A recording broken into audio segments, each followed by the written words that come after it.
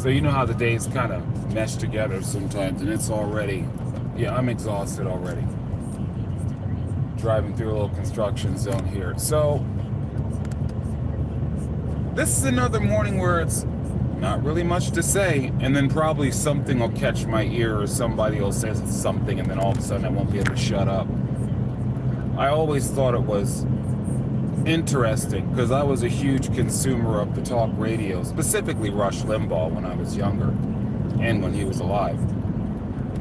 And Justin, happy Mardi Gras, and I'm going to get that for you today. It'll probably be on the way back though. But yeah, we'll take care of that.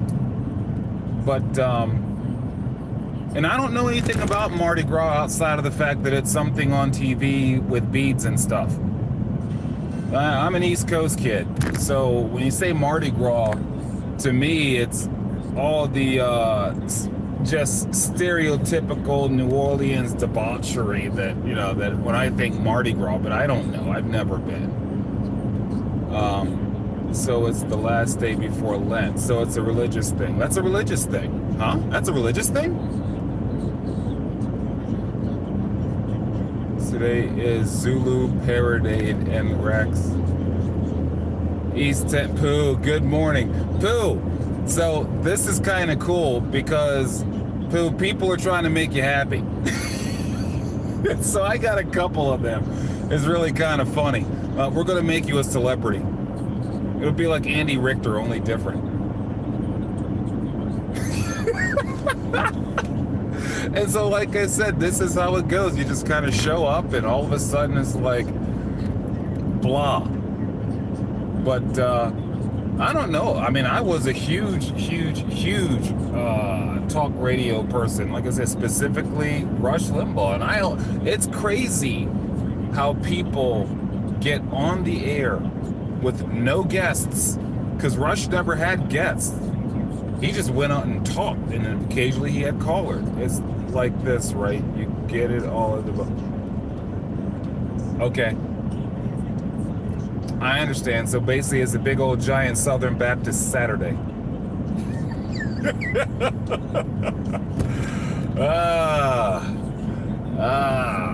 See, I was raised Southern Baptist, and that's always been part of my stubbornness when it comes to the church and religion, because I know those people, and you kind of have to mature to understand part of, you know, all the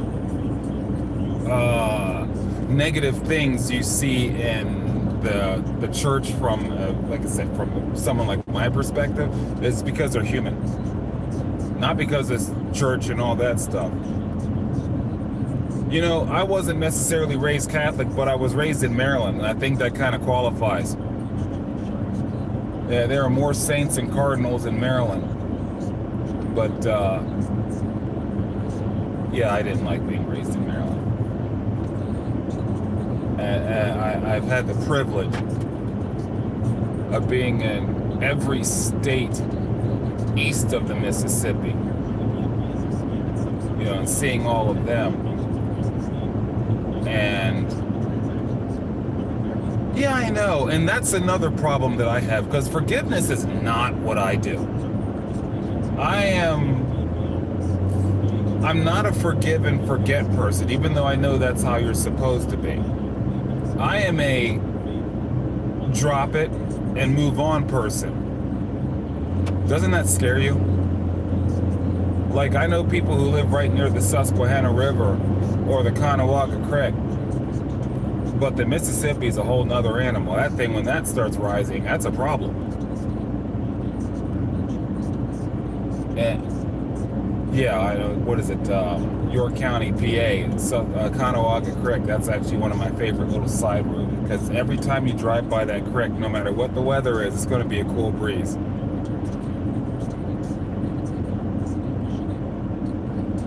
I couldn't do it, especially after Katrina. I could not. And full disclosure, I'm a somewhat timid kind of person unless I'm angry. So when I see certain situations and certain scenarios, my nope signal goes up right away. And so when you're talking about being situated near the Mississippi, and like I said, my brain goes back to the Katrina situation. And then there are the folks that live in Sacramento, I think is one. New York City. I'm sorry, New York City is scary. I mean,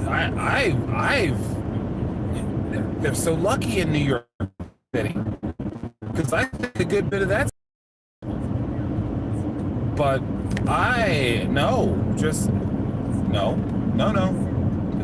See, because up in the mountains, when problems happen, you can just stay up in the mountains and wait for all that to dissipate. When you're down at the bottom, I mean, what do you do? Like, folks that live near Lake Pontchartrain are the biggest,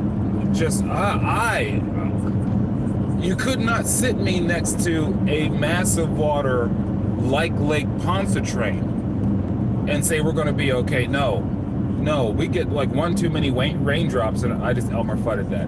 But we get one too many raindrops, and I'm going to be all beside myself. I'm too scared for that.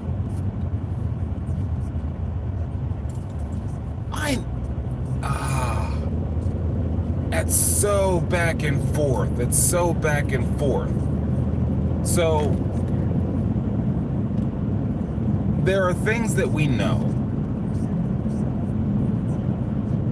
I haven't been to East Tennessee yet, but since moving into West Virginia, what? Okay, so you're talking, that's you speaking. That's not stuff you've heard. That's you saying this. But yeah, I haven't been to East Tennessee since moving to West Virginia. There are some spots because my wife, she's all about the barbecue, and we're going to, and she's a Carolina girl, so the comparisons that are going to happen, I'm pretty sure are going to be pretty epic. And if she's willing to get on camera, we'll probably throw that on here. But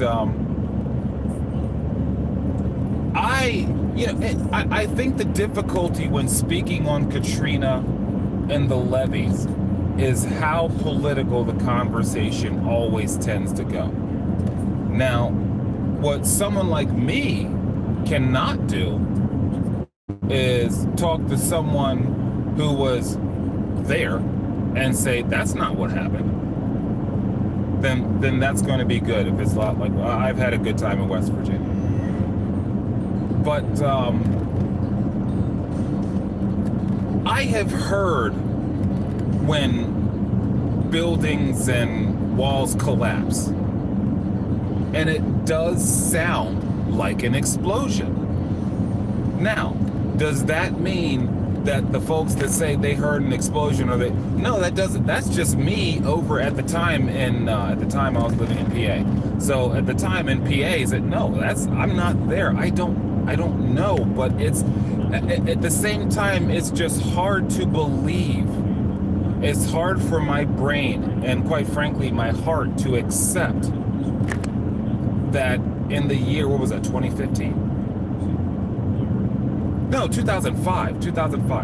It was hard for my heart to wrap around the whole concept that in 2005 our government would do such a thing. It was just, if you saw the area where, here's a comparison.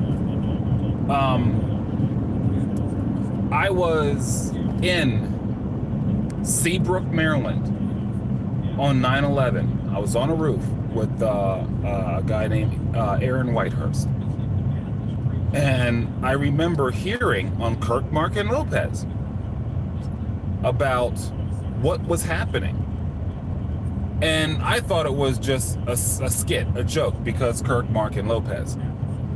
And I got tired of it, and I changed the station, and another station was playing the same thing. And so Seabrook, Maryland's not too far from Annapolis, not too far from DC. And all of a sudden, we kind of looked around, and it was quiet. And I just remember, we had Nextel. I gave Aaron the Nextel. I told him, I said, call your mother. Tell her we're okay. and we're going back. I'm taking you back to the shop. We're going home. Now, the thing about that is, we heard way over somewhere a big old boom. So I believe that was the Pentagon getting hit. I believe that is what we heard. So I can't speak to anyone who believes that the government was at fault so far as exploding or detonating the levees, because I've heard that sound and it is very similar to an actual failure. You know what I mean? Like an actual, like, you know, pressure failure thing. It's just, I wouldn't want to believe it. And it's quite frankly, there have been other government just stupid things. Everything from, you know, the handling of Katrina, because quite frankly, this is my opinion. We have a federal government that did forceful military action over over immigration. The federal government does have that right within reason. In the situation like Katrina, I believe that George Walker Bush should have forcefully evacuated and secured that area, because the federal yes, you would have gotten all the hatred, all the grief. Just like now, you're forcefully enforcing a law. You're getting all the hatred, all the grief. But sometimes, if you are in charge and you think this has to happen, you have to make it happen. You can't sit back and then say, well, that guy didn't do it. You have the authority to make it not matter. Shut everything down. Yeah. I mean, and once again, a lot of things, hindsight being 2020, it's easy for all of us to sit back and say this, that, and the other. So I kind of look at things from a logistical standpoint, and this is specific to the levees, and I don't know what parish, because I think there was 2 different parishes, but like I said, I'm absorbing news. I'm not experiencing it. 1 to 3 hours of hard rain and floods. Yeah, no, I'm not living there. Just no. No. You know, and the heat with that, no. Just no. That scares me. Literally scares me. I don't want that fear. No. But my understanding, St. Charles Parish, thank you. The levee at St. Charles, there was an account that I had heard from a government official, okay?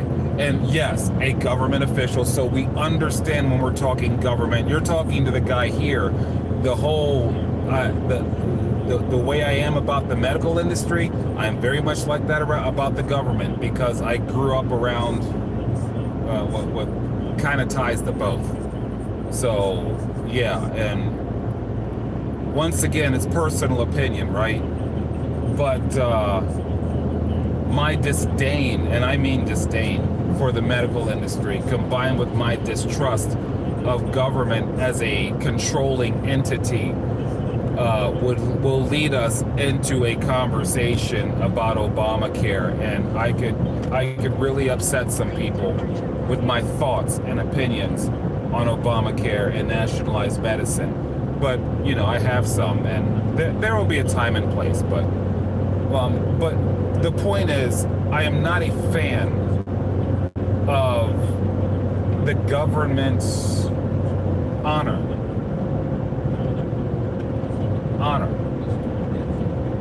So, do I want to believe that the government actively destroyed,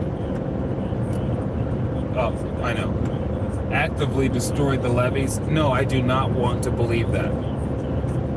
Do I want to believe that the government slow-walked relief after Hurricane Helene, specifically in Appalachian, North Carolina?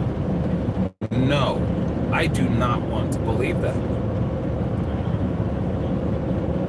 Do I want to believe? Yeah. Yes. So that's where we're going with this.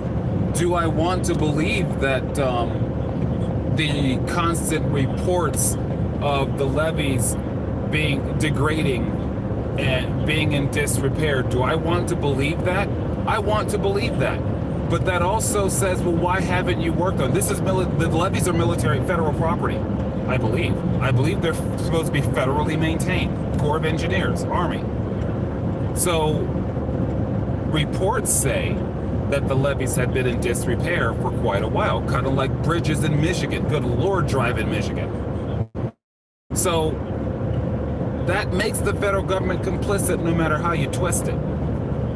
Similar in North Carolina. And look, as much as I dislike North Carolina, it was obvious that they were slow walking that to after Hurricane Helene. You know, I'm in West Virginia, and you know, we got all the West Virginia jokes that we grow up with and everything. But I will tell you one thing, when Helene hit, folks got up and got stuff cleaned up and went back to work and started helping everybody else. Service and he left, and now, yeah.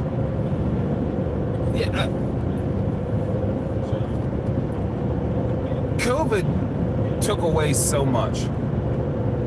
I think the COVIDian years are kind of societally more destructive than the internet.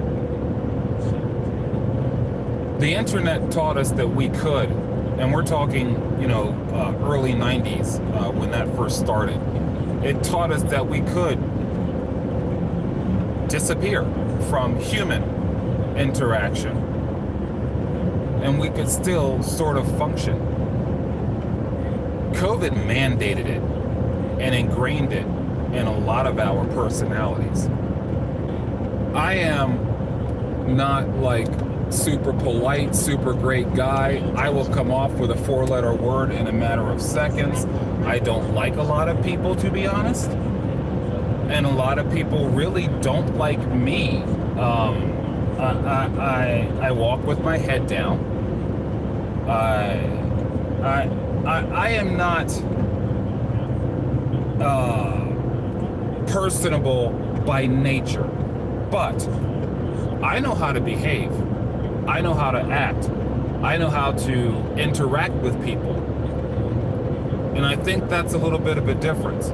It's like when I tell folks I'm really not a nice guy, but I know how to behave. I know how to act. I know how to be respectful because my parents taught me.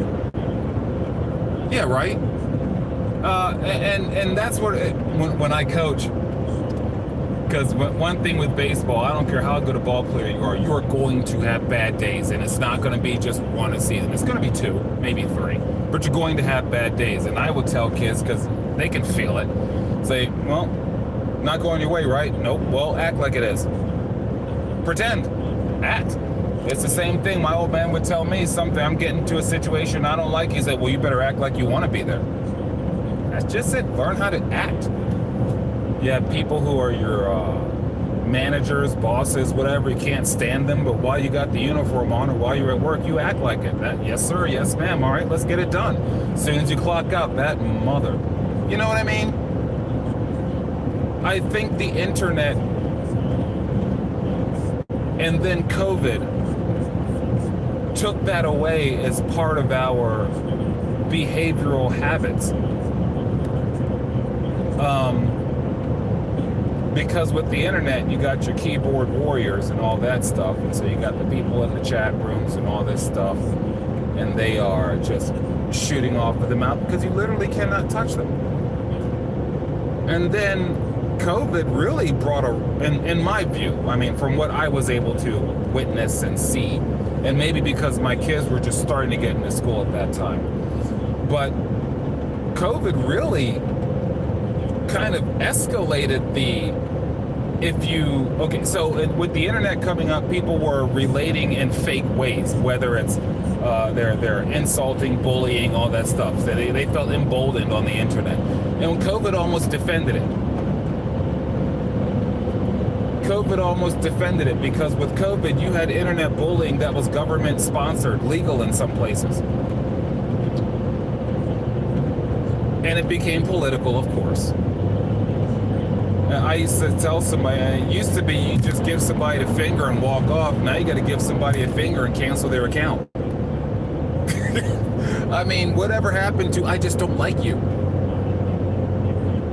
What happened to I just don't like you is modernization, you know?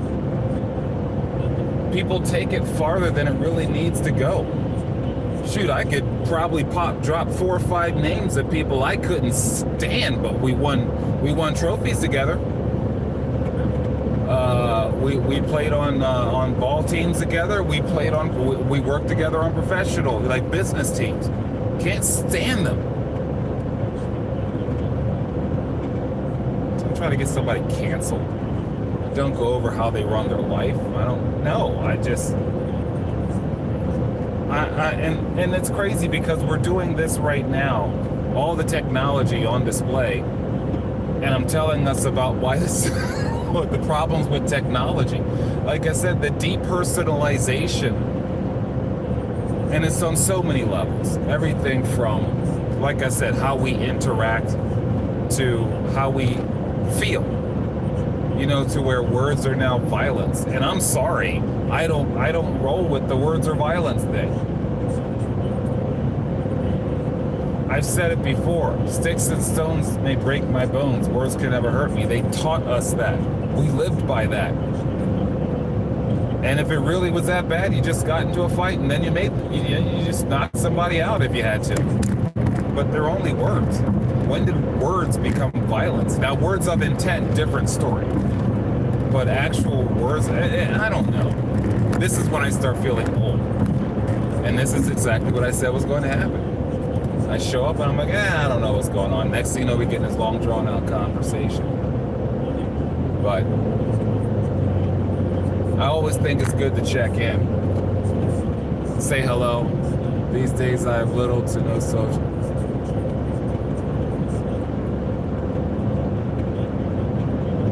Same. I've told you all before. This is extremely therapeutic for me, and I'm completely selfish and somewhat self-absorbed in it.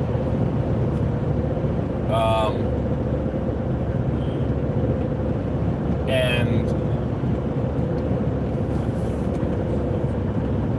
being with normal people, I find exhausting. There's a term called masking, and that goes along with knowing how to act, you know. So masking is part of that, because yes, when you're out in society, yeah, you have to behave. So yes, we all do a certain level of masking. But it's exhausting, and then you get to an age where it's like, I just don't even want to deal with it. I hate paying for DoorDash, but then I could actually, for like, what is it, Instacart, DoorDash, all that stuff. But then sometimes it's like, I could just have this on my porch. And having it on my porch for an extra $20 means that I don't have to go out there. Ring that up. Yeah, ring it up, Elmer. I can ride with that. And I hate paying. I'm the guy that misses when you got real computer stuff at Best Buy. I like to go to the store and touch things and see how it is. Like buying a car on the internet, what? But now, and I'm only 52, I'm not old. But now it's like, no. If it's not obligatory, shoot, I don't even want to go to the office if I don't have to. That's if I can, and I do this in the office. It's like someone will call or they'll say, hey, I need you over here. And I'm like, hold on, let me remote to it. Let me see what, I gotta get out. You know, if I can have everything in my lap, I will. But at the same time, I know how to go eye to eye, face to face with another carbon-based life form and have a conversation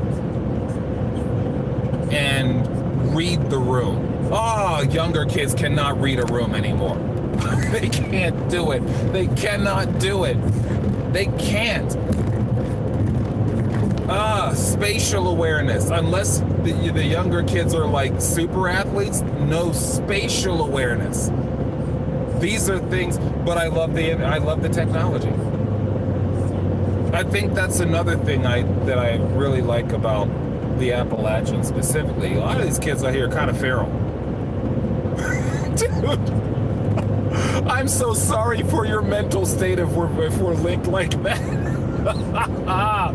Because I look around, I'm like, I can't be crazy. Or, okay, have you had this one? When you listen to younger people or you observe younger people and there are things they just don't get and you're telling yourself, I cannot possibly be this smart. I am not that smart. How can you not figure this out? No, I'm not going to help. I'm going to laugh. Dear. But, yeah, man. And see, like I said, this is idiocracy. Okay, one little political thing. Okay, before I talk the political stuff, I will say full disclosure, I am a conservative, not Republican. But I lean more conservative. So whenever I start babbling on politics, that's where I'm coming from.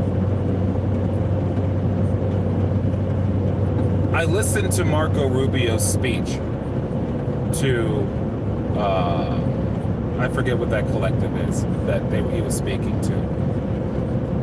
And what I have to say is, 8 years ago, Marco Rubio was getting mocked, not only by Donald Trump, but also by Mitt Romney.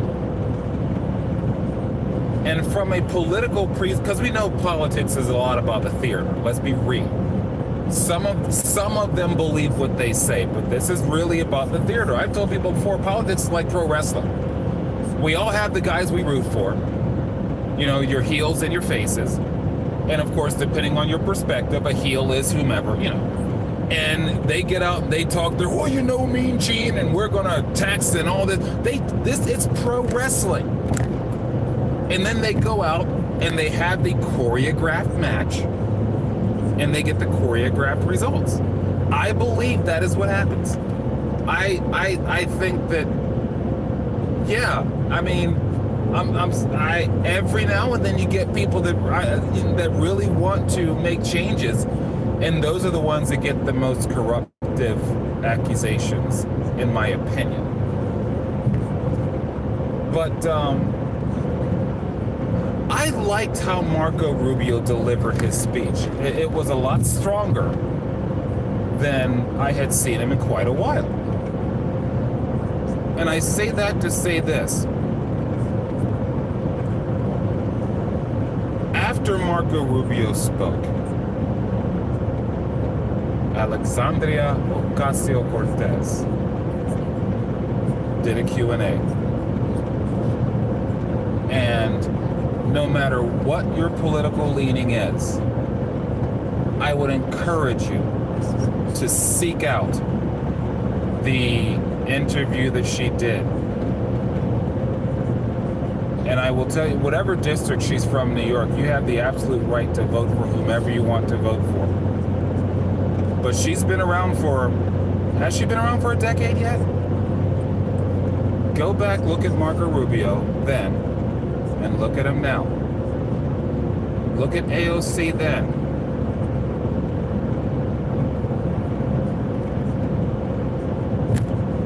If you are of that leaning, you got, and that's the, like, if that's your politics, that's cool. You gotta have better than her. You have to. You have to. I mean, the governor in California, Gavin Newsom, I think his name is. Like, I know he's like in line and all that stuff to potentially run for president. You guys got to come better than that. You need somebody you need an older, you need a mature person, because otherwise, and I say this and I'm playing fair here. A lot of folks, if you everyone's too radical, we can. Yes, and that's why I'm saying this. This is why I'm saying this, because as someone who leans conservative, I have a level of admiration for the political, the debate. You have to have the debate. You can't just sit and on your own. Yeah, you don't. You can argue it, and then it's like I said, it's wrestling. After the match, you go back and you know, it's I don't know, like internet, COVID, it became more and more toxic. You know, British Parliament. I love watching British Parliament because of how they're very cheeky, but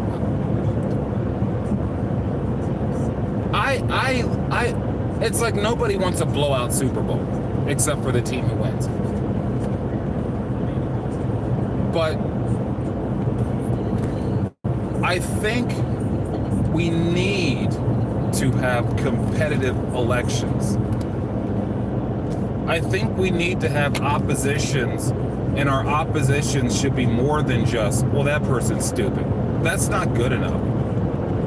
You have to have logistical disagreements so you can actually have a real debate. Because, yeah, there are some people I think are stupid, but I mean, some of the dumbest people in the world have done great things on this planet. Stupid really doesn't give you, that's really not an out. Being stupid doesn't disqualify you. Insert whatever name you want. But, yeah, it's going to be Rubio or J.D. Vance. One of those two. And I don't think we will ever have a sincere third-party threat in our U.S. politics anytime soon. But I would like to see a Democrat that makes sense. I did not like Obama. Like I said, we can go over Obamacare all day long, but the man made sense to people that, no, you don't want that. You do not want that. Not at all. Maybe Senate. Maybe Senate. No. But I understand how Barack Obama won, even though I disagreed with him. I understand. I know exactly how Bill Clinton won. I know, you know, I need the opposition that makes sense. Because that would make it interesting. It would actually give me a reason to think. Now, you're also talking to the person who kind of banished himself from the news because everyone kept lying to me. That's everyone from CNN to Fox News to MSNBC. I swear to you, during COVID, they just lied just to make you agree with whatever they wanted you to agree with. And like I said, all of them. It was nothing. You wanted to know what the real news was during the COVID days, go outside and talk to your neighbor. Anything on the television was a lie. Or a half-truth. I became very jaded. It's like when you look at your kids and they do stuff, you look at them like, do you think I'm stupid? And that's what they try to convince us that Kamala Harris was not an alcoholic.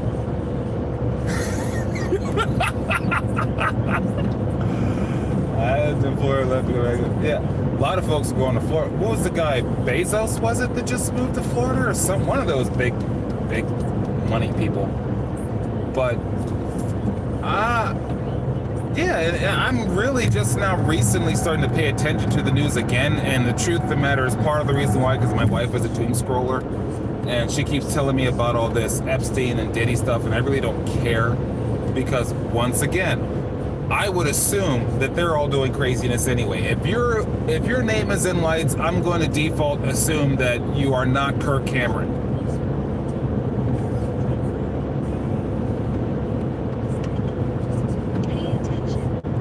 Really? I don't know about, stats and who got popped for whatever. I've mentioned this before. The only thing I know is the news kept telling us all these tragedies were happening. And at the time, I was considered essential, so I got to be free. And all these tragedies were not happening. I was out and about. I was not holed up in the house. And I am telling you, at least in South Central Pennsylvania, what they said with the hospitals, and no, it wasn't. The overcrowding, no, it wasn't. Yeah, and that's the problem. Yes, we can't just have a conversation that says, okay, Joey got shot because he broke into Ed's house over there. Oh, but he had COVID. Stop it. Just stop it. It's almost like every time. Yes, I remember that. I do remember that. Which made no sense because, now once again, I'm not a doctor. I had no medical education outside of the fact that I'm breathing right now. But I don't think viruses spread well in heat. I don't think so. I think it's pretty warm down in New Orleans. And that year of Mardi Gras, I remember that because it was a point of conversation I had with someone that I was working with at the time who was from Shreveport. So, but I don't know. But I am going to, as I go through this tunnel,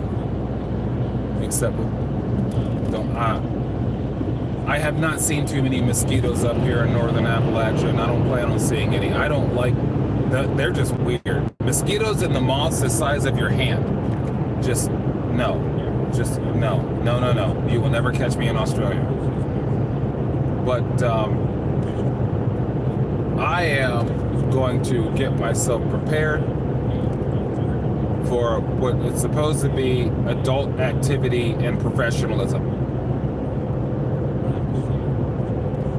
No with mosquitoes. It's just scary. But everybody, have a very happy Tuesday. And I don't know why, I just can't wrap my head around the fact that it's Tuesday. I'm too tired for it to be Tuesday. But happy Tuesday. And we're gonna get that Mardi Gras in today. Now you see the creepy finger going across there. Wait, what did I just do?